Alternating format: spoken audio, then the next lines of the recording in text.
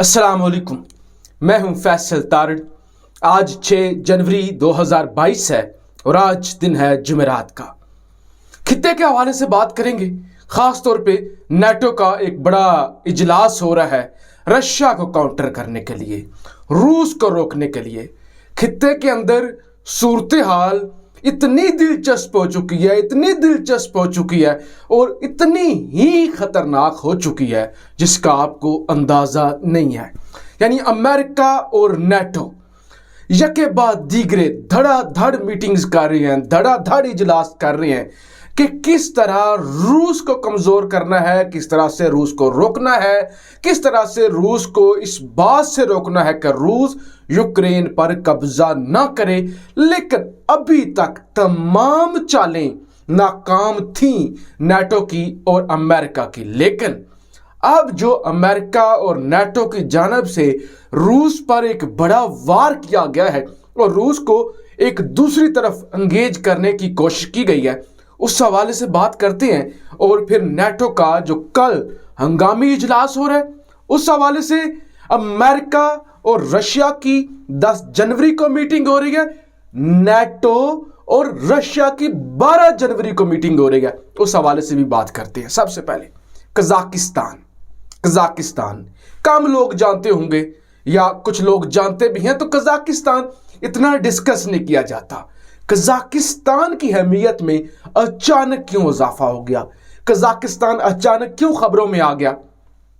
इसलिए कि कजाकिस्तान के अंदर तेल की कीमतों में इजाफा हुआ, गैस की कीमतों के अंदर इजाफा हुआ, एलपीजी के अंदर, और वहां पे हुकूमत गिर गई। यह बड़ी अजीबोगरीब बात थी कि गैस की कीमत के अंदर इजाफा हुआ है और हुकूमत गिर गई है। इतनी इतनी इतनी इतनी खतरनाक सूरत हाल जब दुनिया तीसरी आलमी जंग की तरफ जा रही है, कजाकिस्तान के अंदर हुकूमत गिर जाना यह नॉर्मल बात नहीं है, ना ही इसको नॉर्मल समझिएगा। मैं आपको समझाता हूं। सबसे पहले तो ये मेरे पास खबर है कि Russia sends paratroopers to Kazakhstan to quell deadly unrest. कि रशिया ने पैरा ट्रूपर जो हैं वो सेंड कर दिए हैं, भेज दिए हैं, फौज भेज दी है कजाकिस्तान के अंदर, और कुछ अपने नुमाइंदे भेज दिए हैं ताकि कजाकिस्तान के अंदर जो अनरेस्ट है, जो कशीदगी है, जो वहाँ पे जलाओ घराव है, गाड़ियाँ जलाई जा रही हैं, लोग सड़कों पर है, उसको काबू किया जा सके। अब ये रशिया ने ऐसा क्यों किया है? पहली वजह तो ये है कि 1991 के अंदर जब कजाकिस्तान और ये बाकी जो सेंट्रल एशियन ममालिक बने थे, ये सोवियत यूनियन का हिस्सा थे, इसलिए ये रशिया के लिए बड़े अहम हो जाते हैं। उसके बाद आपको कजाकिस्तान का नक्शा देखना पड़ेगा। कजाकिस्तान की जो एक सरहद है वो मिलती है रशिया के साथ, दूसरी उसकी सरहद मिलती है दूसरे अहम मुल्क चाइना के साथ। यानी कजाकिस्तान के अंदर अगर कुछ होता है, जिस तरह से हो चुका है, जिस तरह से अनरेस्ट है कजाकिस्तान के अंदर, दो मुल्क इफेक्ट होंगे, बड़े मुल्क, रशिया दूसरा चाइना। लिहाजा अगर आपने कजाकिस्तान के अंदर कुछ अचीव कर लिया तो आपने रूस की भी रफ्तार सुस्त कर दी, रूस के लिए भी आपने खतरे की घंटियां बजा दी कि हम कुछ भी कर सकते हैं।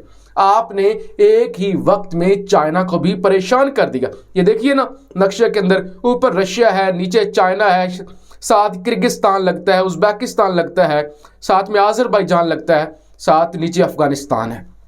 लेकिन जो सबसे मजे की बात है, जो सबसे अहम बात है, वो जरा समझिएगा कि वो क्या है। कजाकिस्तान दुनिया का वो वाहिद मुल्क है जो सबसे बड़ा बॉर्डर शेयर करता है रूस के साथ। यानी दुनिया के अंदर सबसे बड़ा, एक ही सीध में लंबा सबसे बड़ा कोई मुल्क रूस के साथ या दुनिया में किसी भी मुल्क के साथ शेयर करता है तो वो कजाकिस्तान है। कजाकिस्तान रशिया के साथ जो बॉर्डर शेयर करता है वो 7644 किलोमीटर है। ये दुनिया का एक ही सीध में सबसे बड़ा बॉर्डर है। टोटल यानी रकबे के लिहाज से अगर टोटल लेंथ के हिसाब से बॉर्डर देखा जाए तो वो अमेरिका और कनाडा का है। इस हिसाब से अगर देखा जाए तो कजाकिस्तान और रशिया दूसरे नंबर पे आता है। और अगर एक ही सीध में यानी एक ही बाउंड्री एक ही तरफ से लंबाई में देखा जाए तो ये दुनिया में पहले नंबर पर है, 7644 किलोमीटर। तो लिहाजा अब जब शैतानी ताकतों को, खासतौर पर नेटो को और अमेरिका को पता चला कि रूस बाज नहीं आने वाला, रूस को रोकना है, रूस की रफ्तार को कम करना है, रूस को परेशान करना है, रूस को यूक्रेन पर इन्वेड करने से रोकना है, या आर्जी तौर पे जरा जिस तरह से फौजें डिप्लॉय कर चुका है ऑलरेडी रशिया यूक्रेन के खिलाफ, उसको आहिस्ता करने के लिए कजाकिस्तान के अंदर ये खेल खेला गया है कि इतने बड़े मुल्क के अंदर, यानी कजाकिस्तान के बारे में मजीद जान लीजिए, बाकी जितने भी मुल्क है ना, किर्गिस्तान और आज़रबाईजान और ये तुर्कमेनिस्तान, इन सब से, यानी इन सब को मिलाया जाए तो शायद कजाकिस्तान मुल्क बने, इतना बड़ा ये मुल्क है। अब जरा जान लीजिए, खबरें आपके सामने रख दूं। NATO schedules special meeting with Russian aimed Ukraine crisis, ये राइटर्स की खबर है और ये मेरे सामने नेटो की वेबसाइट, नेटो की अपनी खबर है कि extra ordinary meeting of NATO ministers of foreign affairs कल 7 जनवरी 2022 को ब्रसल्स के अंदर यह मीटिंग होने जा रही है, जिसमें तमाम नेटो के वजीर खारजा शिरकत करेंगे।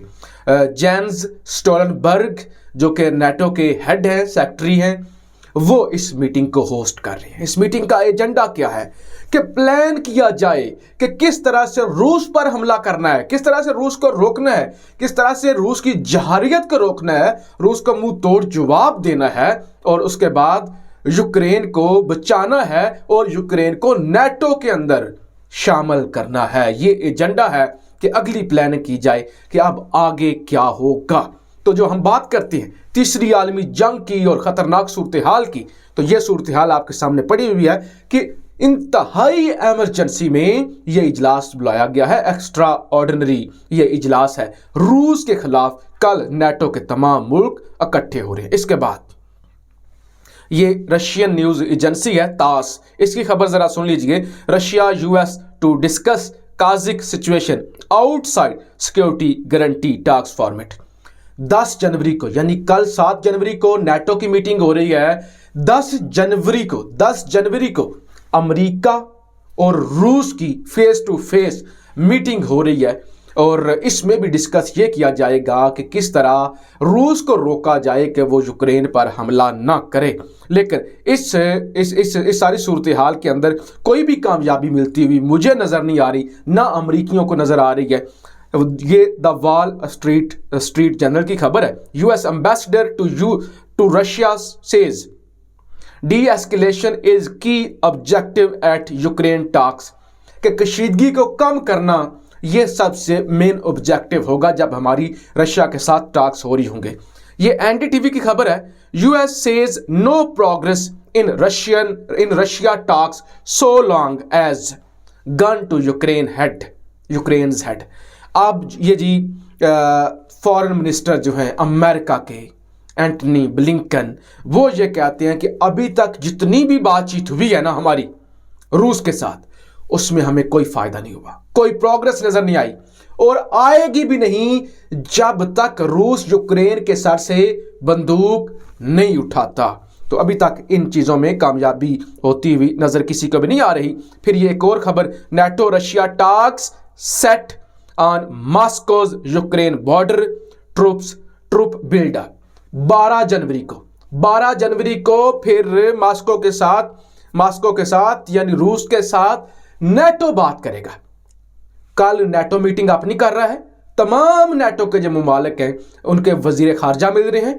10 जनवरी को अमेरिका और रूस खुद मिल रहे हैं, फेस टू फेस मिल रहे हैं।